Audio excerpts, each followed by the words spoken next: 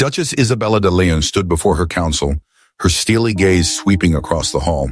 "My lords," she said coolly, lips curving into a faint, sardonic smile, "if you have time to bicker, you'd do better to study your history. Queen Matilda led her armies and saved the realm. Learn from her." She wore the austere black and silver uniform of the León Duchy's sovereign. Though slender and fine-boned, there was nothing delicate about her manner. Isabella had lived 18 years masquerading as a man. From the moment of her birth, her father had decreed she would be raised as the heir the duchy needed.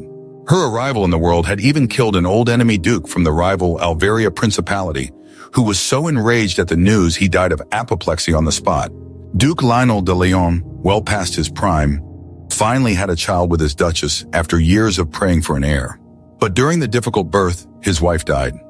Desperate to rally his people and show strength to their neighbors, the Duke ordered the entire city to sound war drums, claiming it would help the labor go smoothly.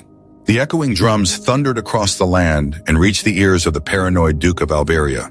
Convinced Leon was launching a surprise invasion, he mustered his knights and kept watch from his castle walls all night.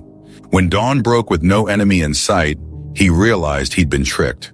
He raged so fiercely at being humiliated that he fell dead from stroke, cursing Leon as a realm of cunning vipers and commanding his son to take revenge.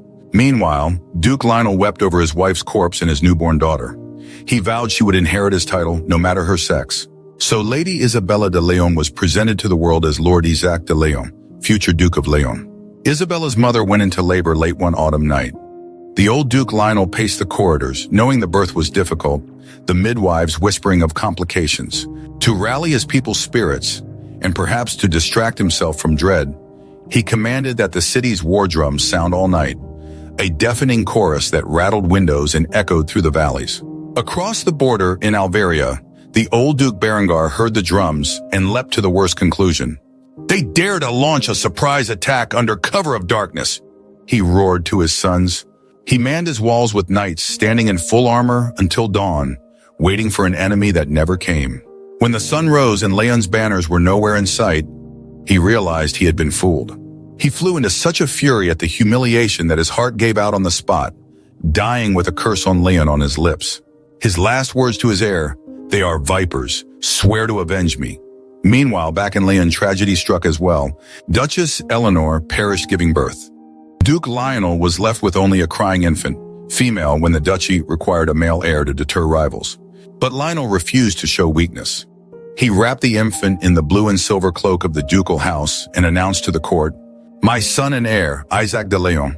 From that moment on, Isabella lived as Isaac. When Lionel died, she inherited the title unchallenged, at least publicly. Though the young Duke Isaac de León ruled with kindness and unexpected wisdom, there was one matter that truly terrified him.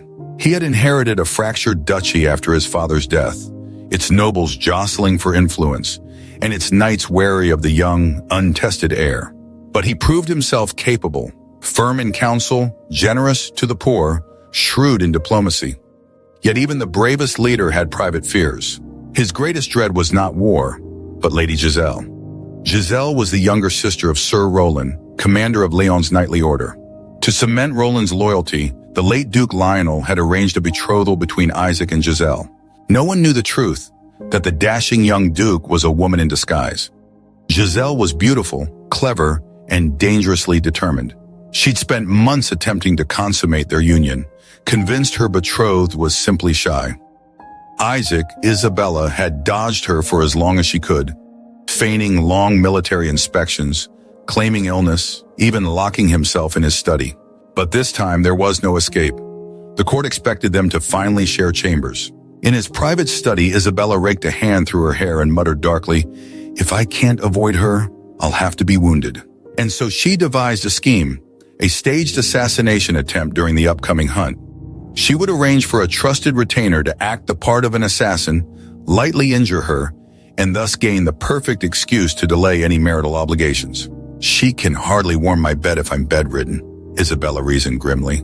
The plan was perfect, or so she believed. The hunt began at dawn. Isabella rode at the head of her retinue, dressed in sleek hunting leathers, a feathered hat pulled low over her brow. Though she cracked jokes and kept the mood light, her thoughts were grim. If all goes well, my hired assassin will strike, draw a little blood, and buy me another month of freedom from Giselle. But fate rarely obeyed plans. As they neared the dense forest, Isabella signaled her men to fan out. She urged her horse deeper into the woods alone, hoping to reach the planned ambush spot. Instead, she heard the sharp whistle of an arrow cutting the air. Real, not staged. Her mount reared and bolted, skidding on wet leaves. She tried to wrestle the reins, but the animal lost footing and crashed toward a ravine. In that final moment, she thought, so, this is it, only to be tackled off the saddle by a blur of white. They both rolled to the ground. Dazed, Isabella blinked up into the face of a young man in travel-stained white garb.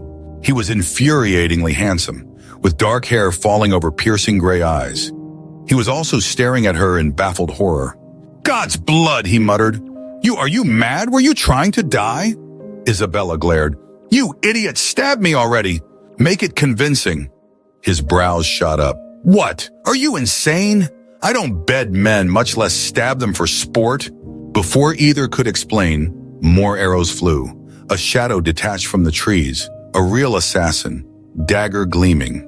The stranger cursed and drew his own blade. Steel clashed in the gloom as Isabella scrambled back. Wait, there are two assassins, she realized. One I hired, one who definitely isn't. While they fought, she yelled, exasperated, "Enough! I'll pay you both! Just make it look good and shove me off the cliff already." Neither listened. The duel grew vicious. Blood spattered the moss. Then, with a final shove, the combatants careened too close to the edge. The stranger seized Isabella's arm to steady her, but the earth crumbled beneath them. They plunged.